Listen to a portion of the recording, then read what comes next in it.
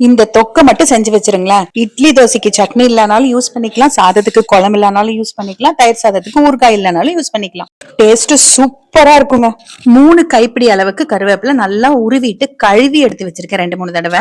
நல்லா கை நிறைச்சு புடிச்சு எடுக்கணுங்க கருவேப்பிலை. அந்த மாதிரி 3 கைப்பிடி எடுத்துக்கோங்க. மிக்ஸி ஜார்ல சேர்த்துக்கலாம். நீங்க வேணா 2 தடவையா கூட அரைச்சுக்கலாங்க நிறைய இருந்தா. இது கூட நல்லா ஒரு பெரிய சைஸ் எலுமிச்சப்பழ அளவுக்கு புளி நல்லா கழுவிட்டு நாரெல்லாம் எடுத்துட்டு சேர்த்துக்கோங்க. இப்ப 15 மிளகாய், பச்சை மிளகாய் சேர்க்கிறேன். நீங்க வரமிளகாய் கூட சேர்த்துக்கலாம்.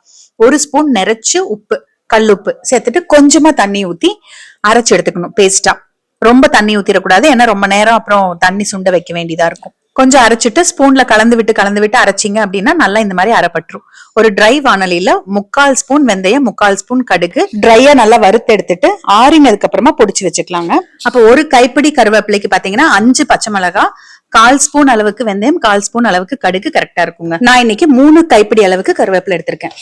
இப்போ அதே கடாயில நல்லா 3 குழிக்கரண்டி அளவுக்கு நல்லெண்ணெய் ஊத்திக்கோங்க. நல்லெண்ணெய் இன்னுமே தேவைப்படும். கொஞ்சமா கடுகு, ஒரு 1/2 ஸ்பூன் அளவுக்கு பெருங்காயத்தூள் தாளிச்சிட்டு நம்ம அரைச்சு வச்சிருக்கிற விழுதை இதோட சேர்த்திக்கலாம். எண்ணெய் பாக்குறதுக்கு எண்ணெய் அதிகமா இருக்கிற மாதிரி இருக்குங்க. நீங்க இது எவ்வளவு எண்ணெய் ஊத்தினாலும் இந்த தொக்கு பாத்தீங்கன்னா நல்லா இழுத்துக்கும். ஹை ஃபிளேம்ல தாங்க வச்சிருக்கேன். இப்ப நல்லா கலந்து விட்டுருங்க. கலந்து விட்டுட்டு இப்ப கொதி வருது பாருங்களா, இந்த ஸ்டேஜ்ல கொஞ்சம் மீடியம் ஃபிளேம்ல வச்சுட்டு மூடி வச்சிருங்க. நான் ஏன் மூடி வைக்கிறேன்னா தண்ணி இருக்கிறதுனால தெரிச்சு வரும். அப்பப்ப நடுவுல எடுத்து கலந்து விட்டுக்கோங்க. சோ இந்த மாதிரி கொஞ்சம் கெட்டி ஆனதுக்கு அப்புறமா நம்ம பொடிச்சு வச்சிருக்கிற வெந்தயம், கடுகு பொடியை சேர்க்கிறோம்.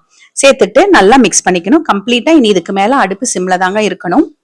இப்ப பாத்தீங்கன்னா எண்ணெயே இல்லாத மாதிரி இருக்கு இல்லைங்களா. இப்போ இன்னும் ஒரு 2 குழிக்கரண்டி அளவுக்கு எண்ணெய் ஊத்திக்கலாம். வீடியோல காமிக்கும் போது கம்மியா ஊத்துன மாதிரி காமிச்சிருக்கேன். ஆனா நான் 2 குழிக்கரண்டி அளவுக்கு எண்ணெய் திரும்பவும் சேர்த்திருக்கேங்க. இப்படியே சேர்த்துட்டு சிம்ல வச்சு அப்பப்ப கலந்து விட்டுட்டே இருந்தீங்க அப்படின்னா எண்ணெய் பிரிஞ்சு மேல வரும்.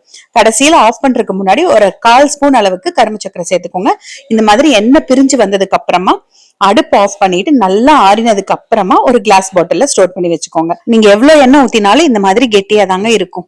ஆறட்டும்னு சொல்லிட்டு பிளேட் போட்டு க்ளோஸ் பண்ணிடாதீங்க. ஏன்னா அந்த பிளேட்ல பேக் சைட்ல இருக்கிற தண்ணி எல்லாம் உள்ள விழுந்துருச்சுன்னா சீக்கிரம் கெட்டுரும். அதே மாதிரி நீங்க பாட்டில்ல ஸ்டோர் பண்ணிட்டு தண்ணி படாம யூஸ் பண்ணுங்க.